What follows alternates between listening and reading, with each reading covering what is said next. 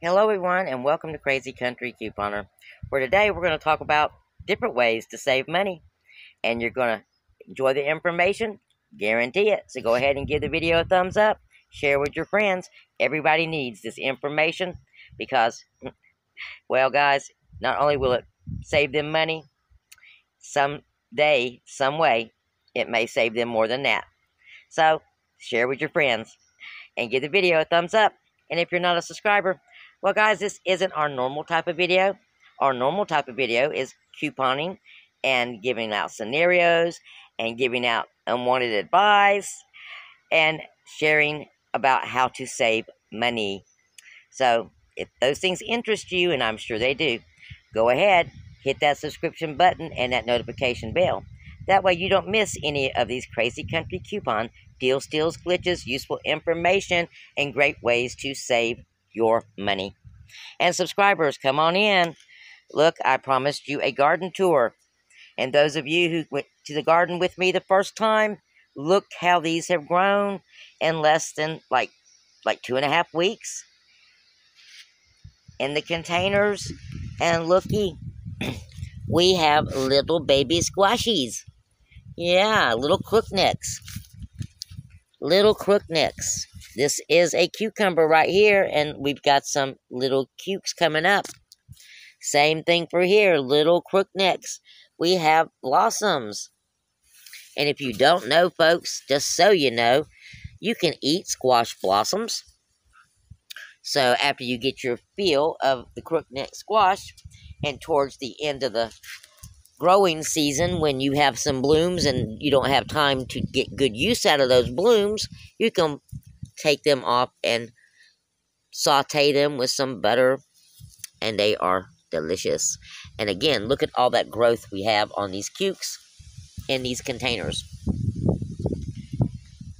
And I'm sure you can go back and see the videos, or the video, excuse me, about how small these things were when we put them in. Now, this is an emergency garden, guys. And what emergency do you might wonder what I'm talking about? Well, we have an economy emergency. We don't know where it's going. We don't know what's going to happen. We don't know how high the price of goods and food is going to go up, and our income going down. So that being said, we need to take steps to become sustainable, self-sustainable. That means providing yourself with your own power, providing yourself with food as best you can. The price of beef is going to be going up sky high, guys. So if you live in a farming community, look around, find you a farmer, look around for a group. I just joined a group today on Facebook for local farmers selling their produce and their beef, all their products, selling direct to the people. Okay? Now, the problem that they're having with buying the beef on the hoof is the processors are backed up. So if you're buying beef on the hook, you're going to be feeding that beef until you can get it processed. So keep that in mind. But it's summer. So if you've got a little bit, okay, even as big as what you see right here, okay, get you a beef on the hoof. You live in the country like this right here, okay, I'm going to walk you over a little bit. Last time you seen it, that semi wasn't there. But you got this much room, well, put you a fence up. Get you some beef on the hoof. Get you a goat. Okay? For emergencies. And if nothing happens, then you have an investment. You can sell that piece, that beef to your neighbor on the hoof, if it comes to it. Same goes for that goat. If you got room enough, get you a few chickens. Okay? Yep, sir, get you a few chickens. Matter of fact, I think I'm going to be going to the flea market myself and picking me up a few birds. Not because I need the eggs, because right now I have a friend that's giving me plenty of eggs. But because I may need them in the future. Okay? As long as you got 2 chickens, you got eggs. I mean, you really don't need but 1 chicken, but 2 give you enough eggs for 1 person, keep you alive a long time. You want more chickens, well, you're going to have you a rooster. If you live in the city, I wouldn't suggest a rooster. But if you live in the city, you can sure have chickens. You don't need to let them run your yard. I mean, you can put them in a dog kennel. Shame to say, but as long as you keep them nice and fed, you know, treat them right, you'll have eggs. And with times being like they are, well, that's better than being on somebody's plate, gotta say. Look at these collards. Do you remember how small these collards were, guys? Look at this. Do you remember? I think they were like that high. And we have a reddish, good-sized reddish in there and more collards. But it looks like I've also got some pests. So I'm probably going to run to the store here in just a minute and get some 7 dust to throw on here, because I don't want to lose my plants to pest. And why collards? Well, they are a great source of iron for number 1. They will keep you alive. They're super easy to grow, as you see. They kind of grow themselves. They will grow all the way into the cool weather. If it's summertime and you have a super hot climate, you may have to cover them. You know, put a tarp over, or not a tarp, excuse me, a white sheet over the top to keep the sun from beaming on them and keep the soil nice and moist. And these things will grow, depending on your climate, all the way until December. So, I mean, if nothing else, it'll keep you alive. And you can pick off them. You know, 1 person. Come out here and get you a little mess of colors just for 1 person.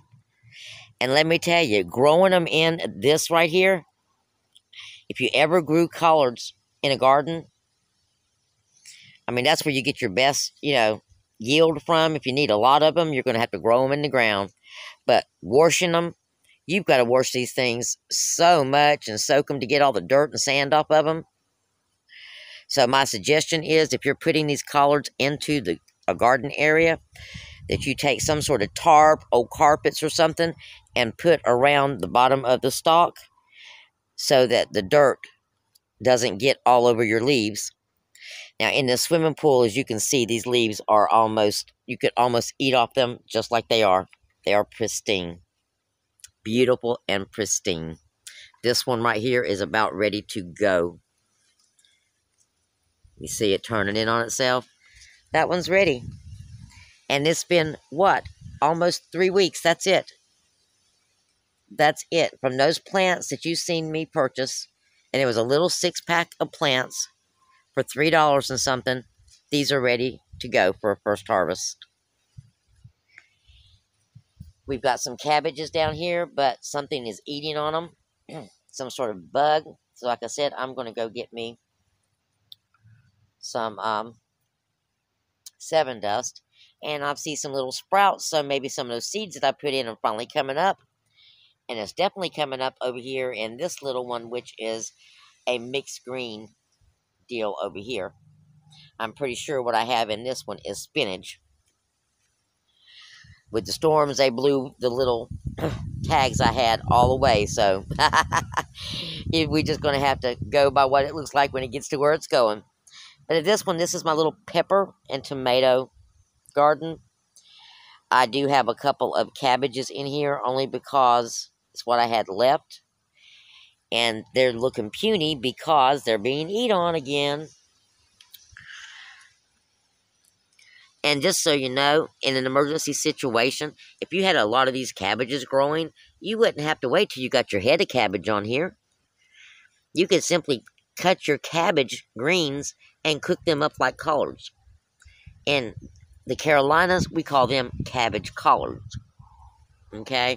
That we get at the end of the season because we don't want to lose our immature plants. At least that's what I call them, cabbage collards. Because they cook up like collards and they're cabbage greens. We've got some banana peppers. I think that one might be getting too shaded by that right there. We've got some tomatoes. And it looks like we've got some little buds on our bell pepper plants. And of course, we've got our jasmine's faring pretty good. It's still alive. Really liking that. Hopefully it will take off. And our lavender is still alive. And our cabbage that we actually planted from the bottoms of store-bought cabbage is actually coming up and has 2 small heads on it. They're over here in a ornamental pot of blueberries, along with some mint that I have planted in a pot. Now these are just small odds and ends. And as you can see, for whatever reason, there's no tomatoes. They were planted, or not, sorry. There are more tomatoes out in our bigger garden area that we have that we were not going to use, but we changed our mind. So we've got some more plants out there as well. And I want to come over here and check out my pear apple hybrid tree. As you can see, the wind is pretty high today. We did have some buds on them, but it looks like we've got something else going on. Maybe some I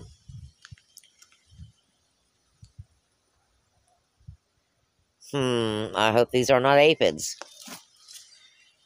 I'm going to have to look that up. Little rust spots on the leaves. We'll have to go tell the apple tree doctor. We got some, look at here, we've got some new growth on this. Look at that.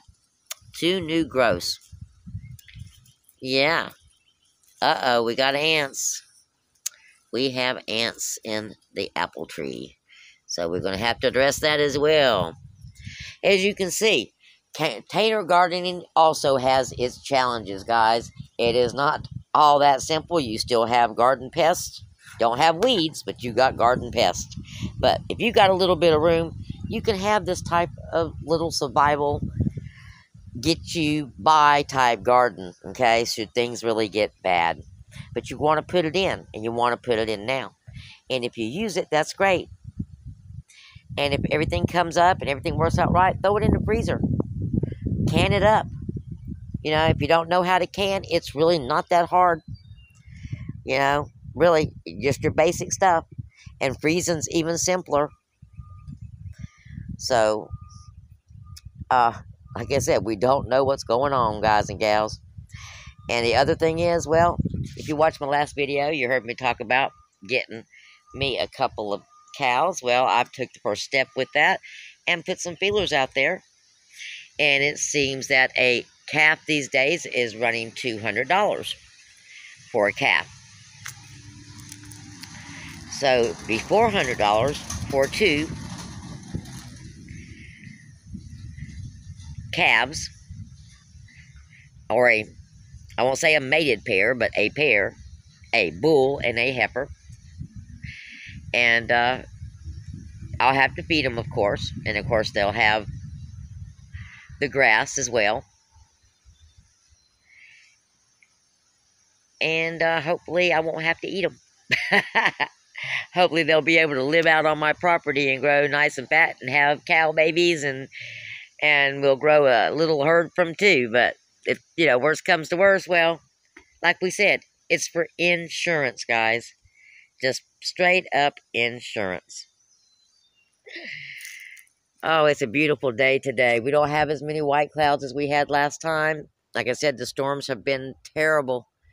And I don't know if they're going to be coming back. They might be. But the ground is super wet. If you watch my videos, you've heard me talk about the flooding. Well, yeah, it's soaked up, but we had a little one. You can see, I don't know if you can see, look out here, these kitty cats just enjoying the grass and the sunshine. There, look at that. Beautiful day. I hope you guys are enjoying it too. I hope you enjoyed the little view of our garden. And before I go, I want to give you another little tidbit. LP gas, propane gas tanks. On your Dollar General account, there's a $3 digital coupon. But also at Walmart, it's $14 for a refill tank. And if you've got a gas grill, well, you've got a tank. And the reason why I'm mentioning this If you've been following any of the news, probably for the last few months, you know that California has self-imposed 3-day blackouts where they cut off the power to some folks. Lord knows, we hope that don't come this way. But in the event that it does, well, you want to be prepared.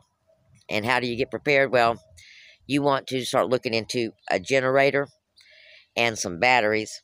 And it can be simple car batteries, old car batteries, just so they're chargeable. Because your generator, got to have gas to run that generator. And if there's no gas available, or there's no way to get gas, then, or gas is too high, then you don't have the way to run the generator to charge said batteries. So you might want to go online and check out the new solar generators that are out. I just purchased me one myself called the EcoFlow. And I think we're going to do a video on it. I've got it all charged up, and we're going to plug some stuff in and see what all it will power. It is one of the bigger ones on the market, and it is the fastest charging one on the market. And it charges 3 separate ways.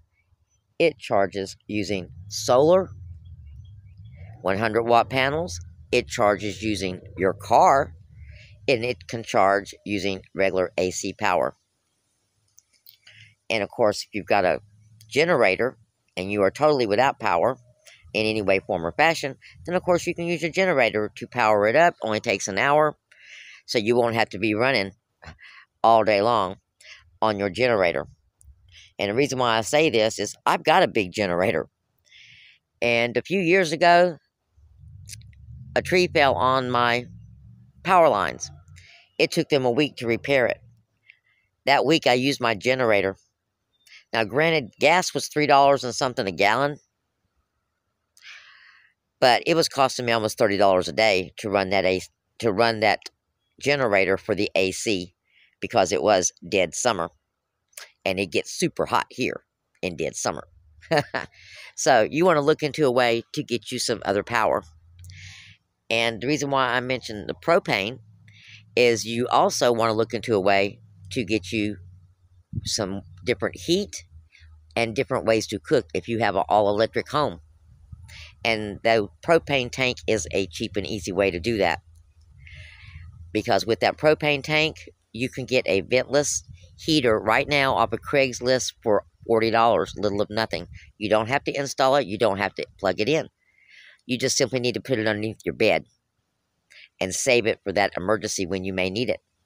And that tank of propane out in your garage to save it for that emergency when you may need it. If you got a gas grill, it can be on your gas grill. You may need it to cook with. So if you don't have a gas grill, you might consider getting one, or you might consider, hello guys, I'm sorry, I'm just giving you pictures of grass. I thought I was giving you scenery, forgive me. Or you might consider getting you a gas grill, a small one, or a camp stove. And you can get those camp stoves on Craigslist for little and nothing right now. So, it's all about being prepared, guys. Alright, no reason to be frightened, but there is reason to get prepared.